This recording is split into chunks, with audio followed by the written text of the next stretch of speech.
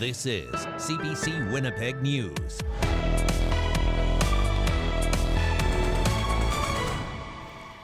Good evening. Thank you for joining us. About 60 people who live in a West End Winnipeg apartment building were told they had to leave today. Officials served owners of the Adanac apartment building on Sargent Avenue an order to vacate because of fire safety issues. The city cited several violations, including no power in most suites, no active fire alarm systems, and no safe ways to exit. CBC's Emily Brass was at the apartment complex as it was being boarded up. Tenants have been making their way out of the building, taking whatever they could carry. For one woman who uses a walker, that meant she left basically empty-handed. Obviously, I can't take any food, so I have like no food, no money, no way of getting anywhere. So, but I'll manage probably somehow. I did it before. I was homeless before I came here, so. Tenants say police and fire officials told them they had 2 hours to get what they could and get out of the building. For one woman, that put her in a really tough position because of her cat. They're trying to put us up in the homeless shelters, and then there's already homeless people out there already, so we're going to be kicking other people out to the street. And at least the welfare or somebody should be helping us, like put us in a hotel. And this is like only 2 hour notice that we have to leave. And I don't even know what I'm going to do with my cat. Oh, the cat's not allowed at the shelter? No. They don't allow pets there. She says the last time she was in a shelter, it was a really rough experience, so she doesn't know where she's going to sleep tonight. She says she also has loved ones who haven't been able to come back today and get their things. Meanwhile, a crew has already been boarding up the building, and they've been closing up access to the fire escapes from the sidewalk. It all comes on the heels of a failed fire inspection last week. Fire officials said there were problems with the alarm system, with the smoke detectors, and that fire escapes were obstructed. Residents say they hustled to get things back up to code, working alongside the owner. We saw fire inspectors in the building earlier, but the eviction still went ahead. Marion Willis leads St. Boniface Street Links, which has been working with some of the people here. The group helped a number of the tenants transition from a homeless encampment into this building. She says this is a real setback. These are folks that have struggled with a lot of complex trauma all of their lives. They haven't had easy lives. And when we undertake to do something like this, we just add another layer of trauma and grief and loss for them. As we speak, a few have actually moved over behind the Misericordia, or reestablishing the Maryland encampment. That's the outcome of this. There was a reception center set up for a few hours today up on Portage Avenue, about a 15-minute walk away. Willis says she doesn't think very many people used it. Emily Brass, CBC News, Winnipeg. The city says the fire paramedic service has been called to that building more than 500 times since 2019. More than 100 of those visits were for fires and inspections. It says the building still has serious safety concerns, and it doesn't issue vacate orders lightly. A Winnipeg family is demanding answers and accountability. They were told their loved one was the victim of a terrible homicide, and then he showed up alive 8 days later. CBC's Brittany Greenslade has the latest. All I remember is the police standing there at the door when I opened the door. One knock on their apartment door changed their lives. In the next few moments, Judy Panchenko and her partner Cheryl were told their grandson Peter was dead. He's been killed, he's dead. And so we cry for a second, and then in a space of a few minutes, we realized that Peter has not just dead, but he's been murdered. He was stabbed, murdered, set on fire. Police told the couple the 35-year-old's body was found in Point Douglas on April 27th. They were told he was burned and unrecognizable. This was now May 18th. So, of course, the first thing is you're in shock, but then as soon as they said where it was, I said, it's not Peter. Things didn't add up. While Peter is homeless and they have minimal contact with him, they told police they had a Facebook message from him on May 8th, more than a week after the murder. Hey, Mom, how are you? Sorry I haven't been online for a while. I just got a new phone. They were told his account was likely hacked. Cheryl says police were adamant the deceased was Peter and dental records had confirmed it. He was missing his upper teeth and had recent facial surgery matching the victim's. We said, are you sure that this is? He said 99.9%. But 8 days later, his dad, Shane Monroe, got an alert on his cell phone when his doorbell camera went off. I'm looking at the door and there's Peter. He says, "I'm not dead, Dad." I says, "Yeah, I can see that." The family had been in the midst of planning his funeral. 1 minute you're crying because of what they've said, and then the next minute you're elated because it's not the truth. You know what I mean? It was an up and down. They alerted police and then the medical examiner's office.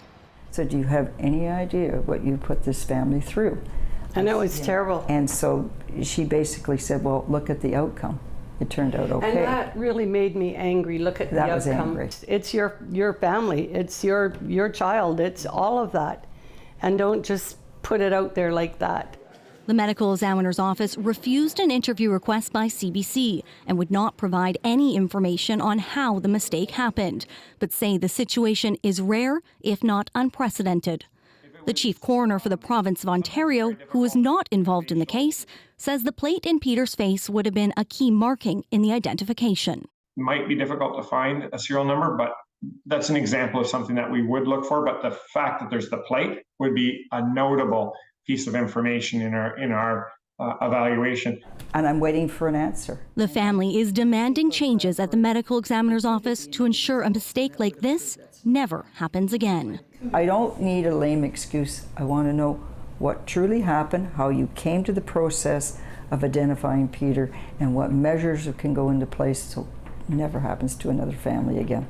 Police also declined an interview with CBC, but say they took the family's concerns seriously and were still looking for Peter even after the identification was made. Police tell CBC they believe the true victim has now been identified and are working with the family to confirm. Brittany Greenslade, CBC News, Winnipeg. The Progressive Conservatives have tried to frame the NDP as the party that will raise your taxes. Well, today, New Democrats countered that argument. They say if elected this fall, the party would put the brakes on the province's gas tax. Ian Fraze explains.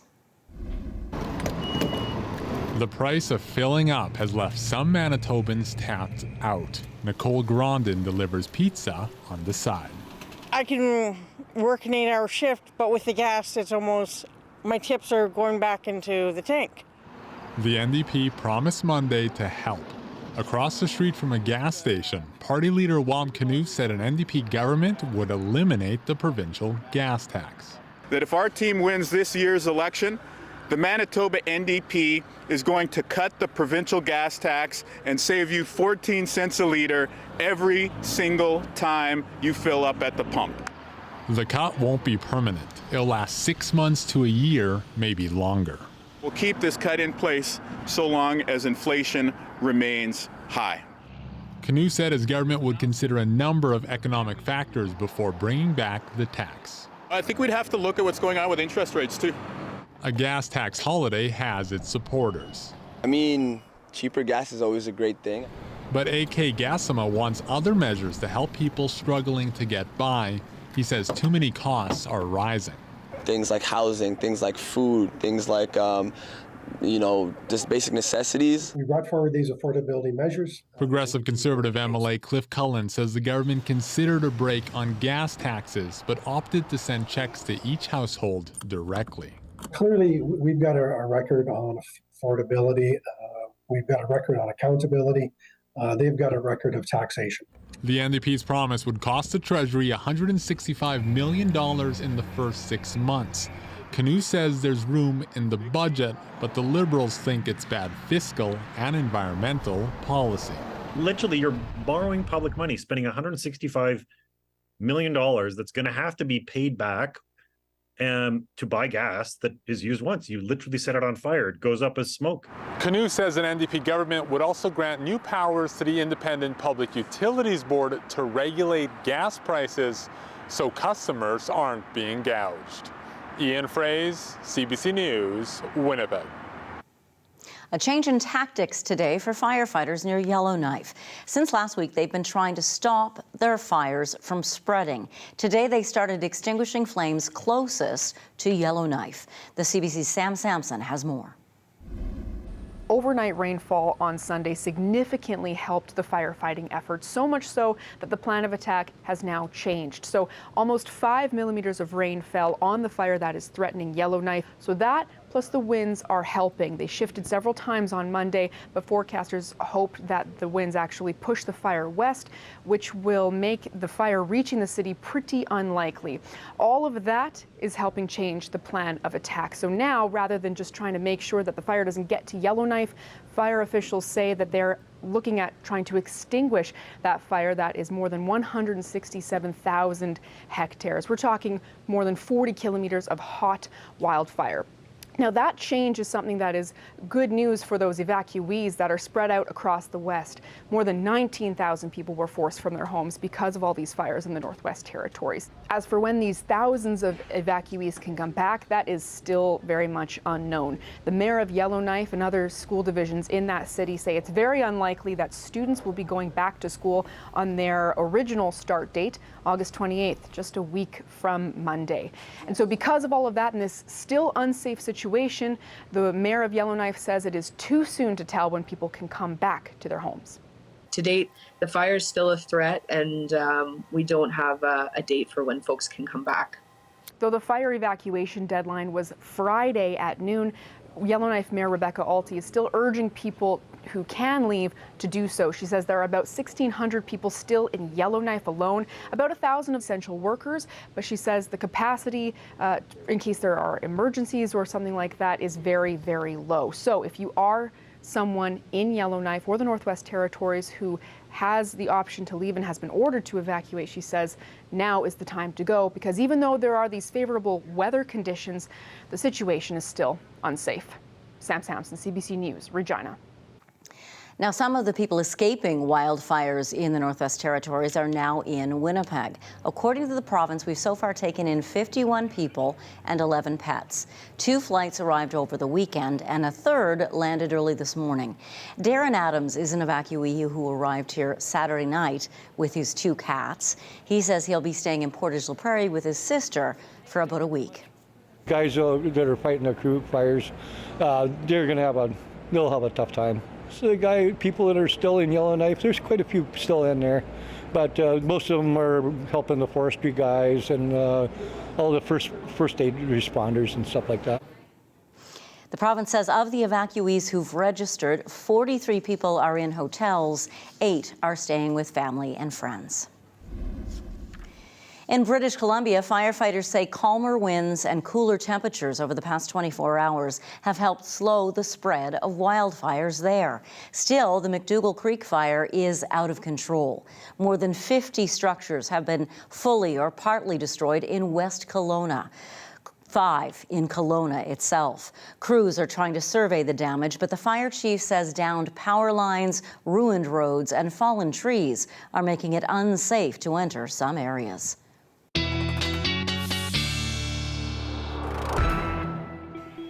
Meteorologist John Sauter joins us now to give us an idea of just how many forest fires and wildfires there are burning in Western Canada. Yeah, I looked at this updated map today that was just updated from Natural Resources Canada, and it's shocking to see how many separate fires there are. Have a look at this map. Western Canada, all of the large red dots, those are fires that are active and burning out of control. Now, we have some in Northern Ontario, some in Manitoba, Saskatchewan, but look at all these fires here. This is the Yellowknife area right here, and here is that BC area that is just in the mountains in the Okanagan, and you can see how many fires that these people are trying to deal with. And there is a little bit of good news. There is some potential rain. You probably heard about Tropical Storm Hillary that hit the California coast in the last couple of days. Well, there is a jet stream, a stream of air above us that is pulling moisture, remnant moisture, from that tropical storm up into southern Canada. The question is, will it make its way back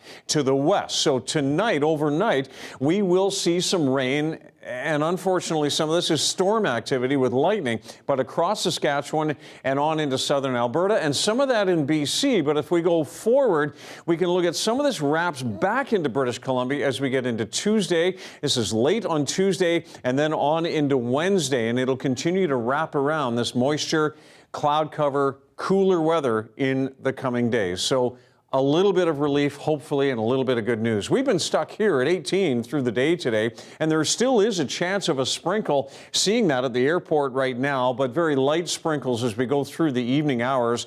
We're at 17 degrees right now. Most of the rain today has been south of the Trans-Canada, with the exception of early this morning, but we can still see a few of these circulating through tonight. Here's a look at Futurecast, kind of a future look at what the radar will look like as we head into Tuesday morning. Up through Brandon and Swan River, Dauphin, good chance of showers. I think there's a slight chance here in Winnipeg in the morning, but then not showing up on Futurecast is a better chance in the afternoon. I do think of showers and maybe a thunderstorm. And we're just unsettled and kind of cloudy over the next few days. Wednesday, we get warm, mid to upper 20s, but then late in the day, we start to see some showers and possibly a thunderstorm on Wednesday. That's late in the day. And you can see that most of the moisture here over the next probably 48 hours is to the north and up in the Swan River area. Not a lot scheduled for the Winnipeg area over the coming days, but we'll see what happens with storm activity tomorrow, because that can really change the game. 16 in the morning tomorrow, I think just cloudy and then a chance of showers, a risk of a thunderstorm in the afternoon, and a high of 22 degrees. We look at the north and it is drier and quite warm, actually, warmer in the far north than it will be here in parts of southern Manitoba. Here in the southwest, we've got 10 to 20 millimeters tomorrow on the way into Swan River, and just a chance of a shower or thunderstorm in the afternoon through the rest of southern Manitoba. A little bit quieter out into northwestern Ontario with a sun-cloud mix in Kenora tomorrow and Fort Frances, and a high around 23. Janet? Thank you very much, John. You bet.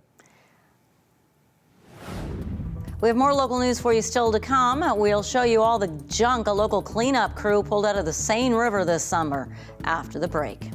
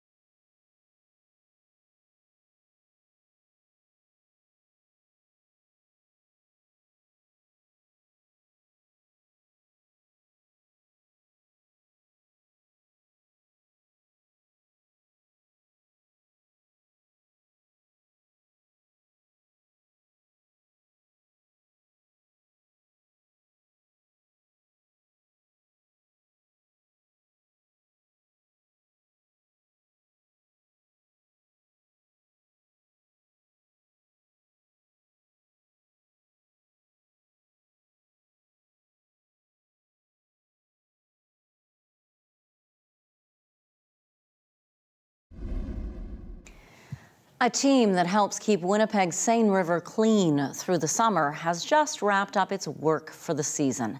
Save Our Seine crew members say they filled more than 100 garbage bags with trash that they've pulled from the river since June. They tally they've found 15 tires, 13 shopping carts, and 5 bikes. They've also pulled things like knives, children's toys, and even oil drums from the water. The crew says historically people have used this river as a dumping ground, but coordinator Amy Rodriguez says it's hard to see that continue. Really sad for me because I worked on the team last year and we pulled out so much, and to see a lot of it back again or just more stuff is saddening. The trash can make it difficult or even dangerous for people to navigate the water in a kayak or canoe. Experts say cleanup work like the team does also helps prevent problems like erosion and high water levels. Folklorama has wrapped up for another year, and early figures show attendance was up.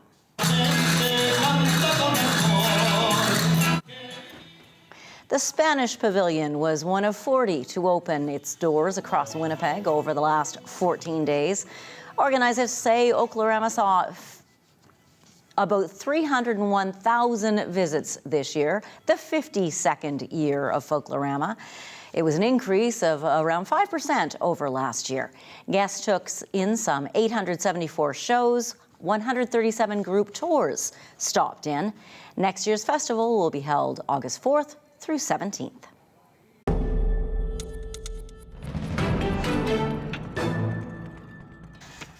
The remnants of Tropical Storm Hilary are expected to blow into British Columbia in the coming days, as John mentioned. The BC Wildfire Service says winds could cause more problems for crews that are battling those hundreds of fires we saw on the map. The storm has been battering northern Mexico and the southwestern United States. Parts of Southern California received a year's worth of rain in just 24 hours from this storm. Up to 25 centimeters fell in some areas. It's the most severe weather to hit the area in more than 80 years. Flash flooding caused landslides and washed out roads, leaving people stranded in several communities in the Coachella Valley. The storm continues to move north. More than 17 million people are under flooding and high wind advisories, watches and warnings stretching from the Mexico border to northern Idaho.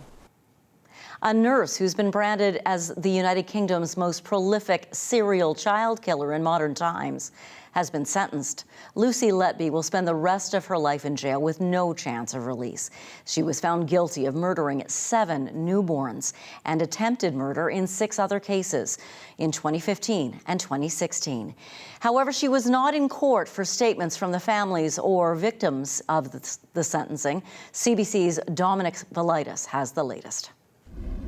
The judge sentenced Letby to a so-called whole life term, meaning she will die in jail. This was a cruel, calculated and cynical campaign of child murder involving the smallest and most vulnerable of children.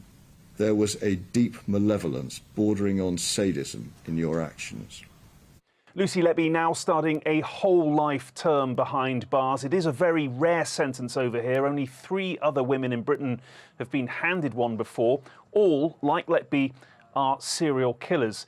The 33-year-old's refusal today to appear in the dock has led to demands that criminals must be forced to hear the impact of their actions on their victims and their families. And in light of this case, Prime Minister Rishi Sunak said today his government intends to take action. I think it's cowardly that people who commit such horrendous crimes do not face their victims and hear firsthand the impact that their crimes have had on them and their families and loved ones. And we are looking and have been at changing the law to make sure that that happens. So a change in the law now in the pipeline. The government has also ordered an independent inquiry into the circumstances behind Letby's murders. One area it will look at is how hospital bosses where she worked allegedly ignored doctors' warnings about her. In addition, police say they will be reviewing the care babies admitted to hospital where Letby worked as a nurse. So cases highlighted as medically concerning will be investigated further. Dominic Velitis, CBC News, London. Your 7-day forecast and daily lift still to come. Stay with us.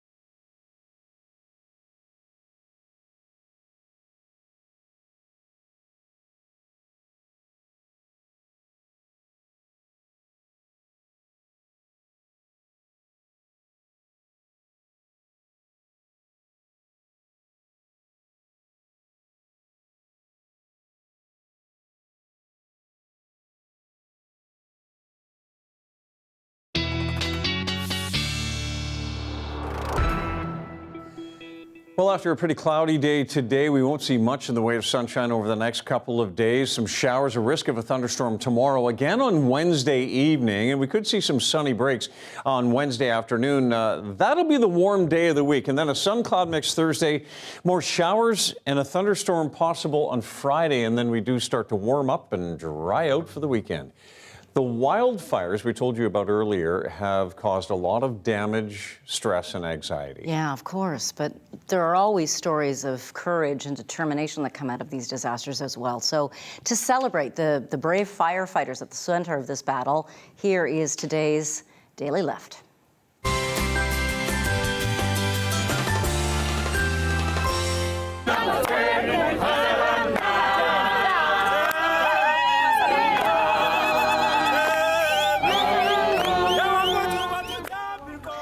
A crew of firefighters in the Northwest Territories to help from South Africa. You see the country's flag proudly displayed there. They have this wonderful tradition of singing and celebrating as they prepare to go do their duty, to work alongside crews from across Canada. It's absolutely amazing that they come here to help. And just look at the camaraderie there, John. Oh, we're so grateful. Friends. So grateful. We are grateful for their help. Yeah, absolutely. We're grateful to you too. Thank you for joining us tonight. Hope you have a great evening, and we'll be back at 11. See you later.